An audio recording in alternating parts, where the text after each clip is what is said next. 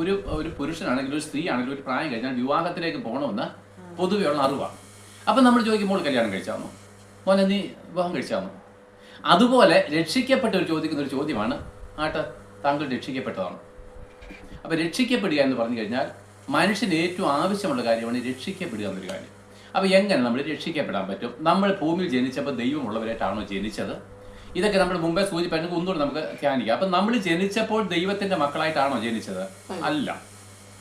അപ്പം നമ്മൾ ഏത് മതത്തിൽ ജനിച്ചാലും, അതായത് ക്നാനായിട്ട് ജനിച്ചാലും, മർത്തോമ ജനിച്ചാലും, യാക്കോബ ജനിച്ചാലും, പിന്നെന്താണ് ഇപ്പോഴത്തെ നമ്മുടെ ഏത് അനുഭവത്തിൽ ജനിച്ചാലും, കത്തോലിക്കനായിട്ട് ജനിച്ചാലും, എല്ലാവരുടെ അനുഭവം എന്താണ്? ഒരൊറ്റ രീതിയിൽ എല്ലാവരും ജനിച്ചത്. ഒരേ ഒരു പുരുഷന്റെ രക്തത്തിൽ നമ്മളെല്ലാം ജനിച്ചത്, അല്ലേ? അപ്പൊ നമുക്ക് ചാതുർവർണ്ണയങ്ങളുണ്ട്. ബ്രാഹ്മണനാണ്, ബ്രാഹ്മണന്മാരെന്താണ്? ശൂദ്രന്മാരെ പീഡിപ്പിച്ചിരുന്നു, അല്ലേ? അവന്റെ വഴി കൂടെ കയറി വരാനൊക്കത്തില്ല, ഇല്ലേ? പക്ഷെ ഈ ബ്രാഹ്മണൻ മരിച്ചാലും ശൂദ്രൻ മരിച്ചാലും നരകത്തിലോട്ടല്ലേ പോകുന്നത്? രണ്ടുപേർക്കും ദൈവം ഇല്ലല്ലോ.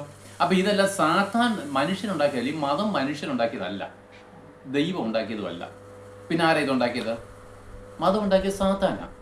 സാത്താന്റെ വഞ്ചനയെ മതഭക്തി എന്ന് പറഞ്ഞു കഴിഞ്ഞാൽ അപ്പം നമ്മളെ ഇപ്പം രക്ഷിക്കപ്പെട്ടില്ല എന്നുള്ള തെളിവെന്താ? നമ്മൾ പണ്ട് തൊട്ടേ നമ്മുടെ പിതാക്കന്മാർ ചെയ്യുന്ന കാലം തൊട്ടേയുള്ള ആചാരങ്ങൾ ഇപ്പോഴും നമ്മൾ ചെയ്യുന്നുണ്ട്, ഇല്ലേ? 300 വർഷം മുമ്പ് നമ്മുടെ പിതാക്കന്മാർ ചെയ്യുന്ന അതേ ആചാരം നമ്മൾ ഇന്ന് ചെയ്യുന്നുണ്ട്. അതിന്റെ അർത്ഥം എന്താണ്? അതുകൊണ്ടൊരു പ്രയോജനം ഉണ്ടായിട്ടില്ലെന്നുള്ളതല്ലേ? ചിന്തിക്കാൻ പറ്റത്തില്ല അത്. അപ്പം നമുക്കിതിനെയും വേണ്ട. എനിക്കൊരു രക്ഷിക്കപ്പെട്ട ഒരു രക്ഷയുടെ അനുഭവം എനിക്ക് വേണമെന്ന് വെച്ച് കഴിഞ്ഞാൽ യേശുക്രിസ്തുവിന്റെ ആത്മാവ്, യേശുക്രിസ്തുവിനെ മരിച്ചവരിൽ നിന്ന് ഉയർപ്പിച്ചവന്റെ ആത്മാവ് എന്നിൽ വരണം.